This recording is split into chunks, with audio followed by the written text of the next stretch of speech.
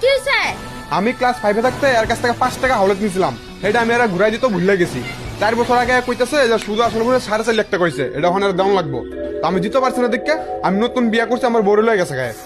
পয়সা ঘুরাই দিবে তারপরে বউ দিয়ে আমরা।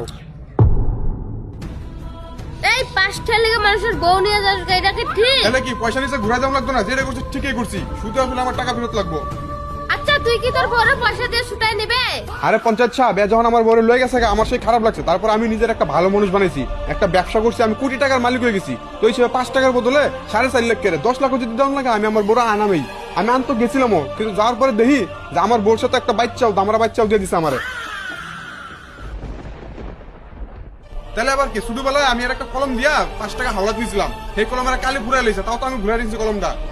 তাহলে ওখানে আরো নাম লাগবো না? আমার যেমন বউ নিয়েছিলাম মনে লাগবো, কোনো বাচ্চা কাচ্চা আমি নিতাম না। আচ্ছা তোর একটা সমাধান দিতেছি। আচ্ছা ঘটনাটা যখন হয়েই গেছে, তখন তুই সুদের টাকাটা বাদ দিয়ে খালি আসল টাকাটা নে। আচ্ছা ঠিক আছে, আমি রাজি আছি, আমার একটা ওষুধ লাগবে না, আসল টাকা ঘুরাই দিতে কও। আর তুই আসল টাকাটা ঘুরাই দে, আর তুই বাচ্চা শুদ্ধ বড় লয়ে যা।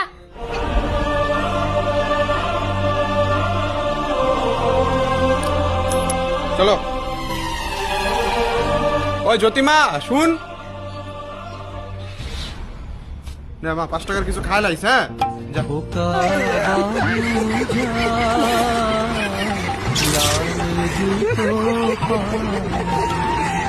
বড়